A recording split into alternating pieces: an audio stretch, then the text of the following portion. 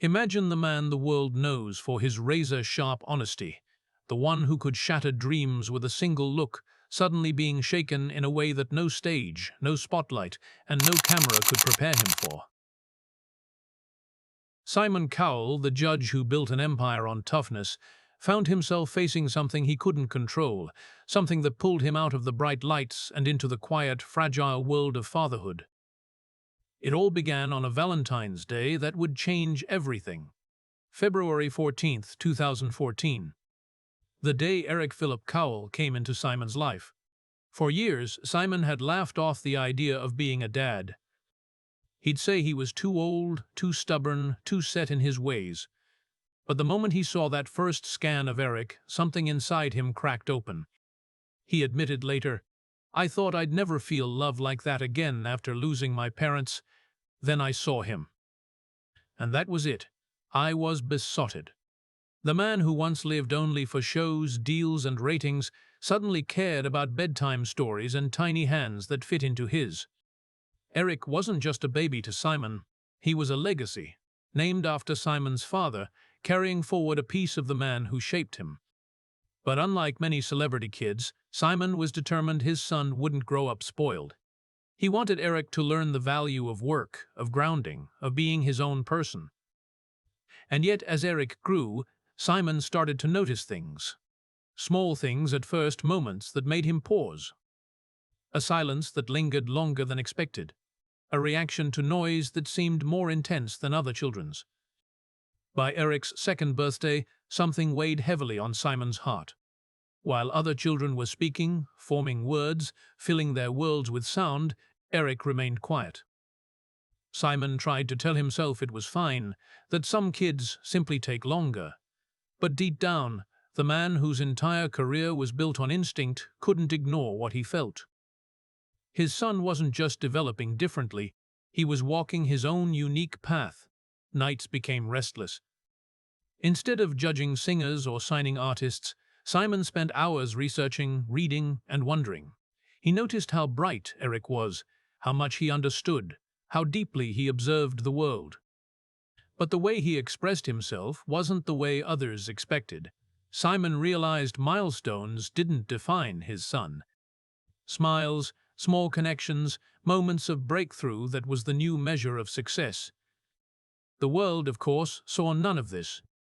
They saw the Simon they thought they knew, the man behind the judging table, the tough critic. And yet, if you looked closely, you could see the cracks forming, the softness creeping in. Fans adored the glimpses of Simon as a dad, like the golden buzzer moment when Eric appeared on Britain's Got Talent. But what they didn't see were the hours Simon spent carefully crafting safe spaces for Eric, making sure the chaos of the entertainment world wouldn't overwhelm him.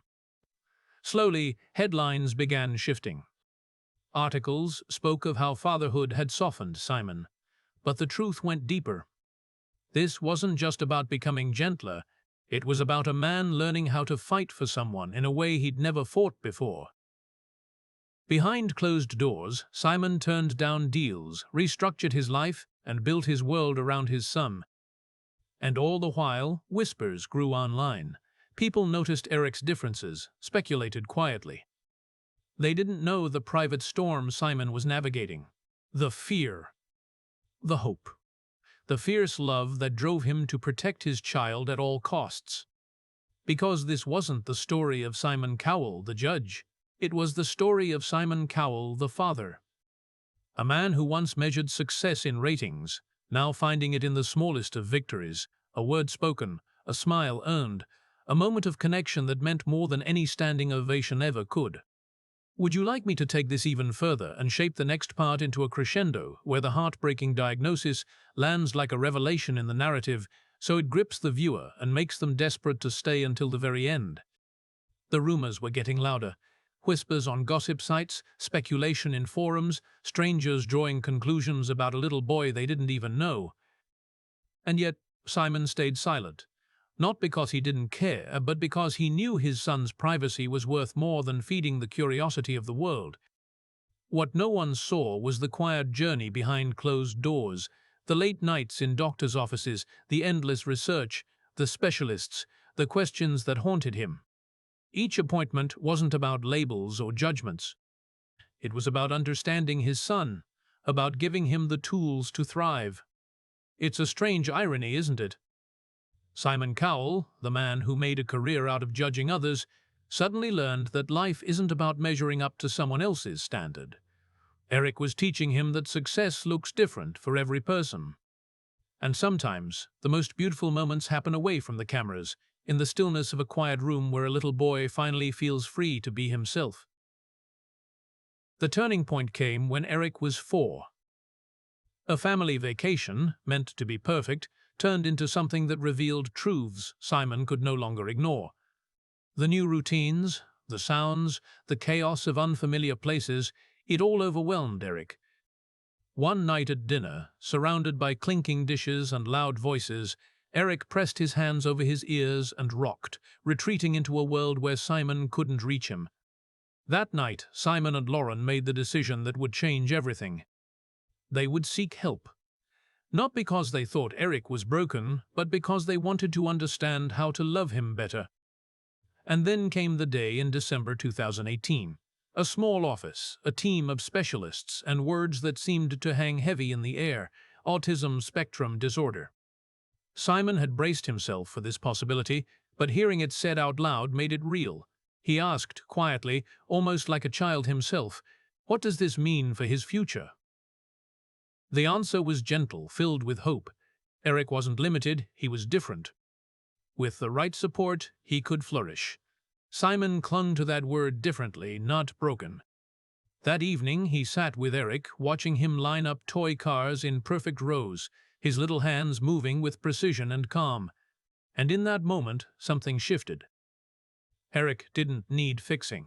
He needed a world that would see his brilliance in ways most people couldn't. But knowing the truth didn't make the journey easier. Simon's home became a sanctuary, rebuilt around Eric's needs. Routines replaced spontaneity. Therapy sessions filled the calendar. A simple play date required careful planning. And Simon, once the king of chaos, became the keeper of structure, building a life where his son could feel safe. There were moments of grief, not for Eric, but for the father Simon thought he would be. The carefree dad who would teach his boy to ride a bike, share casual conversations, and take spontaneous adventures.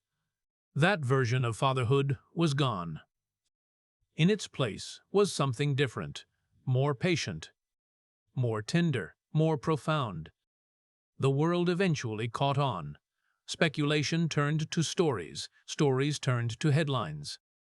When photos of Eric in distress began circulating with cruel, thoughtless commentary, Simon knew silence wasn't protecting him anymore. For the first time, he spoke. He told the truth, that Eric was autistic, that he was loved, that he was happy. He asked for privacy. And while the response was mixed, there were messages from parents, from advocates, from strangers who finally felt seen. Simon had traded privacy for connection, and while it hurt, it also healed. But the hardest goodbye wasn't to the privacy, or even to the freedom he once had. It was the dream of a typical father. He had to mourn the conversations that might never happen, the milestones that would always come harder, the moments that other parents seemed to take for granted. And yet, in letting go of that dream, Simon found something even greater. Because the bond he shared with Eric wasn't built on words. It was built on looks, on gestures, on an understanding deeper than language. It was love in its purest form. And maybe that was the point all along, that the toughest man on television had been given the greatest challenge of his life. Not to judge, not to criticize, not to win, but to love, fiercely and without condition. So maybe the real goodbye wasn't about losing anything at all. Maybe it was about saying farewell to expectations and embracing reality. A reality where love, patient, vulnerable, unconditional love, is worth more than any career, any headline, any dream.